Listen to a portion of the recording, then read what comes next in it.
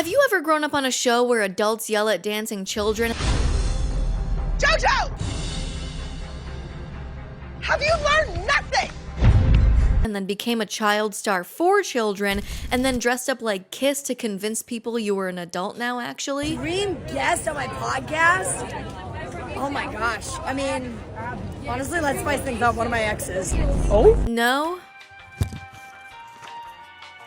Shit. Well, you're in the right place. I'm trying to grow my hair out, so just bear with me through this. Jojo Siwa is or was a child star on the popular reality TV show Dance Moms that aired in the early 2010s. She then became a breakout star and had a primarily child audience. She got a lot of criticism for still dressing like this well into her late teens, and is trying to break out of that by turning the saturation down on all of her outfits. Dream guest on my podcast? Oh, and releasing music. I was a bad girl. But this time on her Spotify profile for adults, not kids. They are separate pages. I get it, you can't be a child star for children forever. But she's been going viral for being extremely cringe on the press tour for her sudden rebrand. And I wanted to start a new genre of music. And they said, what do you mean? And I said, well, it's called gay pop.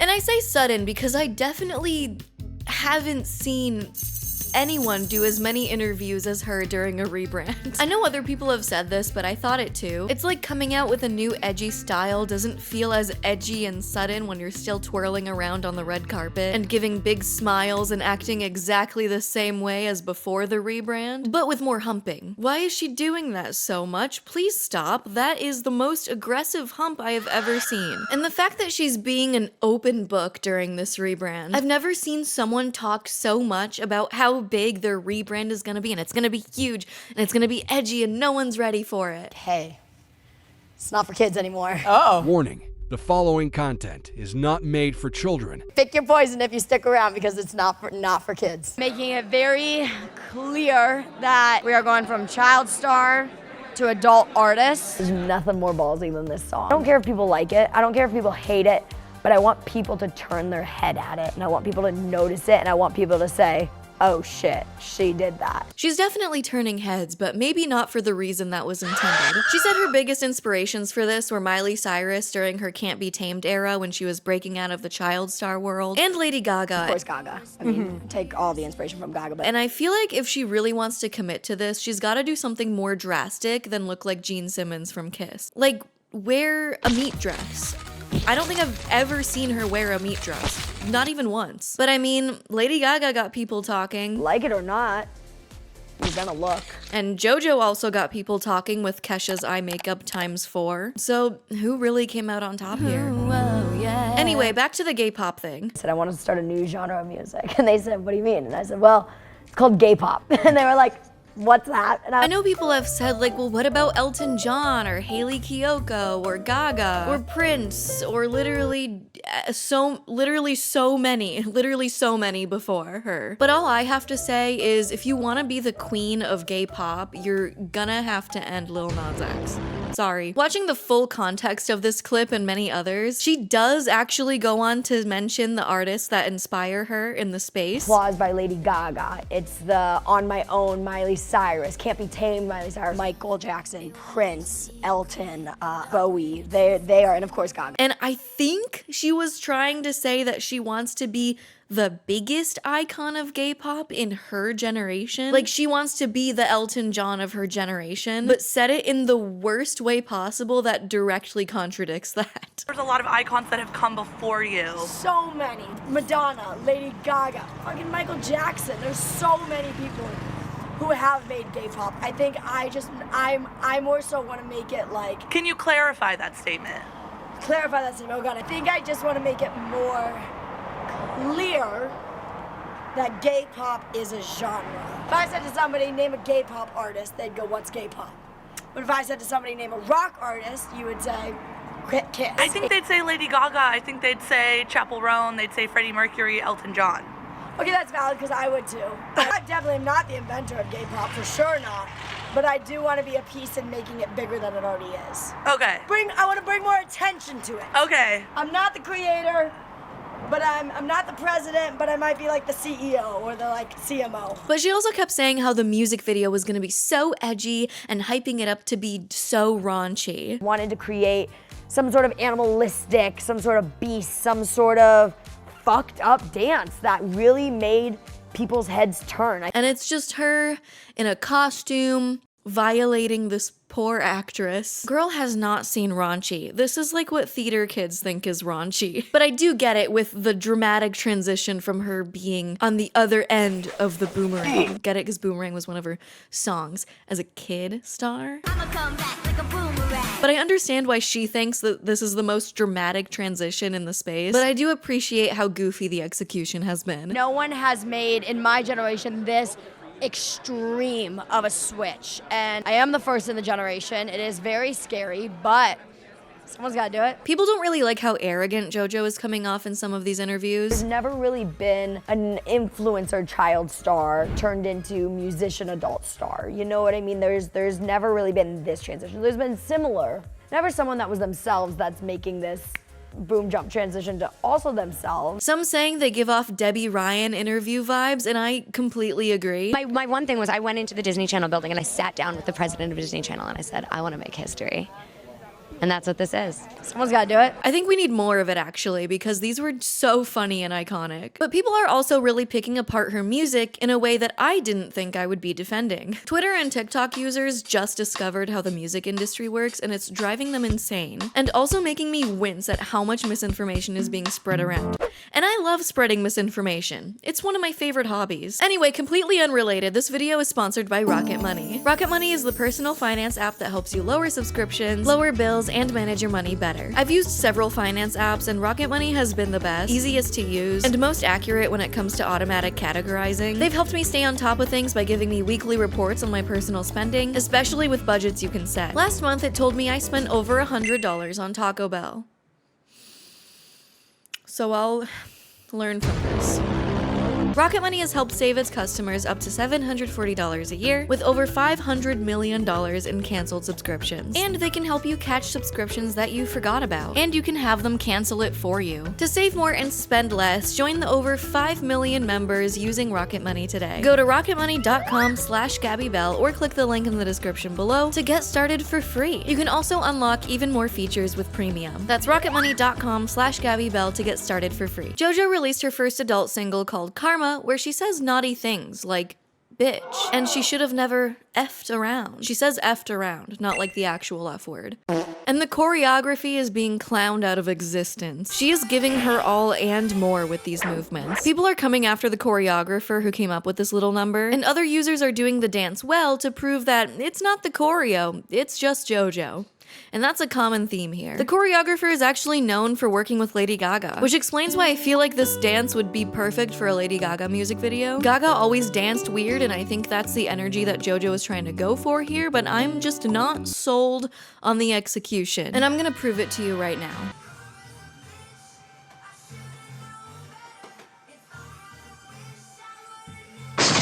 If you've heard the song, Karma sounds like a 2010s hit, and that's because it is. That's the era in which this song was originally written. People are saying JoJo's single Karma and some other songs she played at some after party or something were both stolen after she had claimed to write both of them. Karma is an unreleased song and video from 2012 from the artist Britt Smith, who released one song in 2012 and left the industry after that. The second song, Choose Your Fighter, is an unreleased song by the artist Emmeline, an artist you might know that has several viral songs. Both original songs are identical to the JoJo versions of them. Another crazy mood, another crazy mood. Here's the second one. Some of my exes are ugly, some of my exes are vain.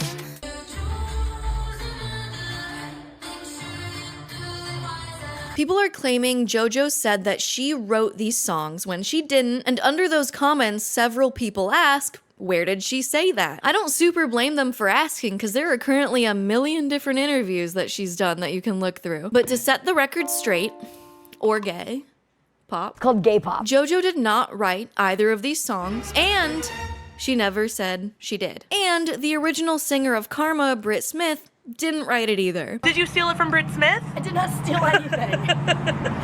There's no such thing as stealing. Yeah. I also don't know who Britt Smith is. People are dogging on her for not knowing who Britt Smith, which I find ironic considering neither did we. until now? Because that song never came out. Why would she know about someone who released one song in 2012 and disappeared from the industry? Although she unfortunately didn't know who Gene Simmons was when she was cosplaying him, and that's pretty funny. I'm getting like a sexy glam Gene Simmons sea creature going on here. You know, the amount of references that people have told me I look like in this video that I have no clue what they are is sickening. But this is what JoJo actually said. And then I got pitched this song, Karma. And the first word is, I was a bad girl. And I didn't feel comfortable saying that yet. I didn't feel comfortable singing that yet. But I told her, I said, this song is special. I want it. It's never gonna be my first song. And I remember saying that. I was like, it's never gonna be my first song because it's too much. I was like, but yes, like I want it and it'll eventually see the light of day with me. It's an old song. I was pitched it.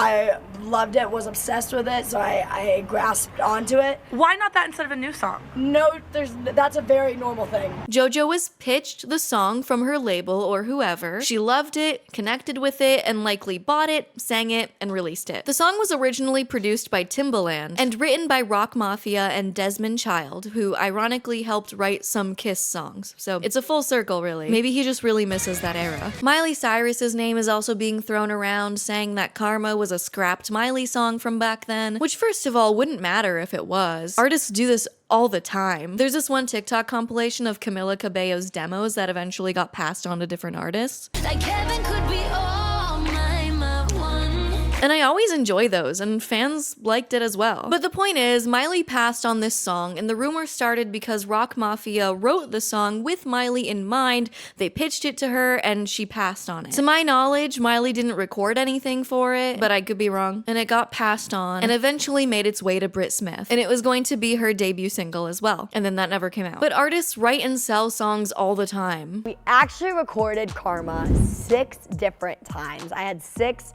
sessions on Karma, a couple times with different vocal producers. So people are also misconstruing her saying she did so many sessions in the studio and worked on the song as her saying she wrote it. Also no. If you listen to the first version of Karma, whole different song. The bridge, whole different bridge. And we were like, but what if it kind of had this, you know, little bit of flow to it? The song does sound like a 2010 record, it does, and that was the goal. But there was a point in time where it sounded a little too 2010. We reined it in, we found the mix of 2024 and 2010. Though I can definitely see how this interview can be a bit misleading with how she's phrasing certain things. We did some versions of the song. You know, we did a version where it was, you were a bad girl, you did some bad things. They were a bad, okay, that doesn't work.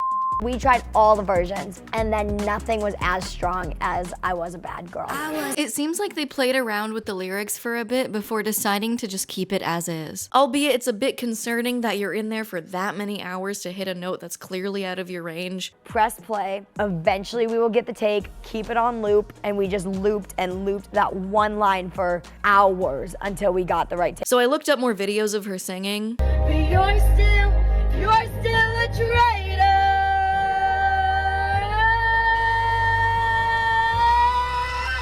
If you are physically turning red in the face for hitting notes, you are straight up not singing correctly. I'm sorry. I'm surprised with the amount of dance and media training she had that they also didn't get her a vocal coach. Or if they did, they should be fired. Or maybe it's JoJo that doesn't grasp the concepts, but this worried me. That song hits the lowest in my range and the highest in my range. In every interview, it sounds like she just screamed for 4 hours straight right before getting there. I had to hold this in for 2 years. This song is special. Started off like pretty dream guest on my podcast. And it makes me want to literally make her some tea with honey in it. Please.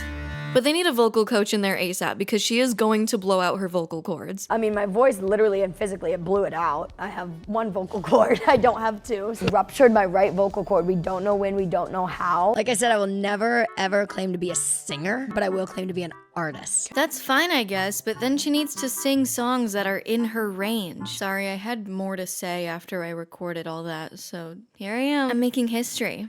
And that's what this is. So it was just funny to me that people were criticizing JoJo for not writing the song, but praising the original singer who also did not write the song. Though I do understand, because when I listened to both versions of Karma, I actually liked the original one better with Britt Smith, and I'm not alone in saying that. People loved her version so much that Britt Smith actually released her version of the song one day ago as I'm writing this, and it already has 1.4 million streams on Spotify. And I think I can actually put into words why I like the Britt Smith version better, and I think it's both in vocal performance and production. But when JoJo said she went in so many times to work on this song, I don't think she was lying. We actually recorded Karma 6 different times. I think Rock Mafia produced this song from the ground up, but modeled it exactly after the original version. They kind of started over in terms of the instrumental, because they are different, but exact same energy.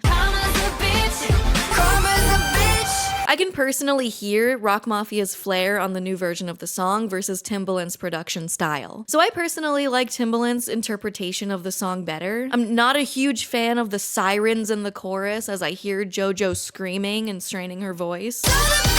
Which brings me to vocal performance. It feels like in terms of dance and vocally, JoJo is performing at 100% velocity the entire time. We don't slow down around here. Britt is really feeling the lyrics and is singing dynamically. When I listened to her version, I was actually listening to the words. But JoJo is just 100% volume the whole time. Do you think JoJo did it justice? Yeah, I think, it's nice to hear different interpretations of it. She knows she cannot shit on someone half her age, but we all know. With the second song, I want you to listen for a very special ad-lib. Because it is about one of my exes. people also think her saying this song is about my ex means she's saying she wrote the song. Also, no, she just copy-pasted it.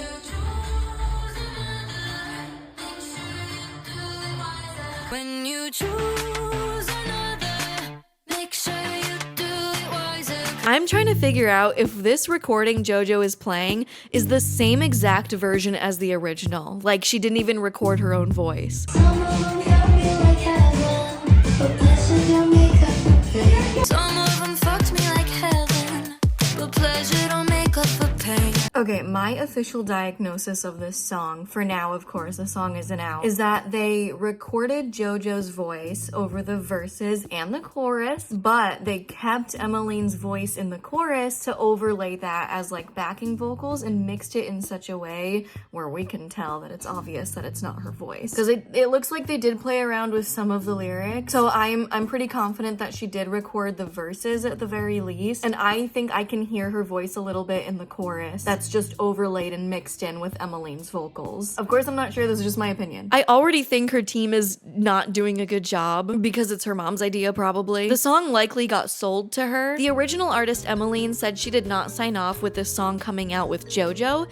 but that it's not JoJo's fault. So my speculation is that it was sold to someone internally or a label, or someone messed up and gave the song to JoJo or something of that nature. Also, apparently Emmeline deleted the original video of the unreleased song and the pinned comment that I just showed you along with it. This definitely seems like she sold the song to the label, but she doesn't get a say in who ends up with it because it's not hers anymore. This part is just me speculating. I don't actually know. Jojo Siwa blatantly stole this TikToker's song from 2022 for her new album. And then here's the clip of Jojo Siwa stealing the song and then claiming she wrote it about one of her exes. Because it is about one of my exes. Now, this is the TikToker that she stole the song from. Now, I understand most artists have co-writers or ghostwriters that they work with all the time, but for Jojo Siwa to come out and say, hey, I made this song about one of my exes, when the song was made so long ago and you can tell that she had no creative involvement in it, is crazy. This is what I'm talking about. He's clearly kind of reaching here and repeats it over and over again. And now the comments are confused as well. It just feels a bit disingenuous. If she now owns the song, she can interpret it to what relates to her. The song was also unreleased and probably not stolen, hopefully. You can still argue that JoJo saying that is a bit disingenuous even still, but I'm just tired of seeing things be like stretched like this. Michael Jackson, Prince, Elton, Bowie, they there, and of course Gaga. I mean, take all the inspiration from Gaga, but those people for me that were just not afraid. Elvis was the first to not be afraid to be different, to not be afraid to be out there, to not be afraid to take a risk. I mean, that Freddie Mercury used to wear on stage, you'd be like, what? No, but now it's like people are afraid to be different, and we're all different, we're all weird, we're all a little f***ed up, and I think that's okay to show that. The difference is these people didn't constantly talk about how different and unique they are and how differently they dress. The other difference is that most of these icons are known for composing and writing their own music in a way that is unique to them. Buying and selling songs is commonplace in the industry, but wanting to be a music icon without the talent to do such, or working on honing that talent, comes off more arrogant than if you just purchased the songs and dropped them without all these braggadocious interviews. I definitely am not the inventor of gay pop, for sure not.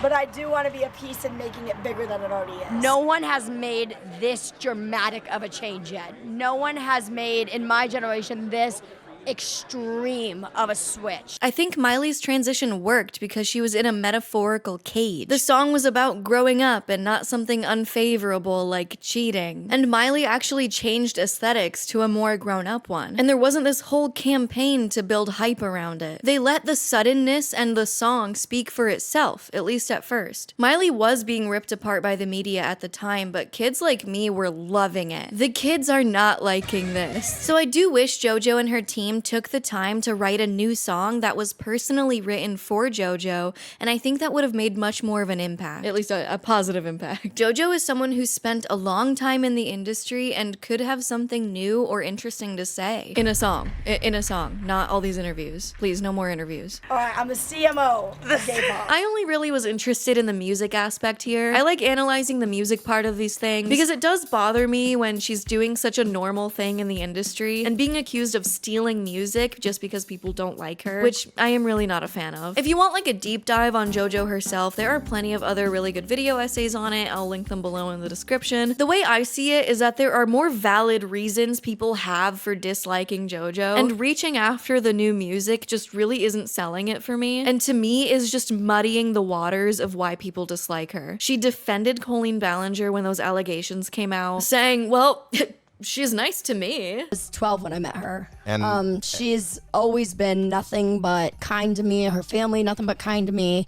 The internet can take a lie and run so far with it. Still a very strange age gap for a friendship. They have been friends, according to JoJo, since she was 12 years old and Colleen was 29. JoJo was also involved in some allegations in her ex-girl pop group XOMG Pop. More like XOMG, because it's an X.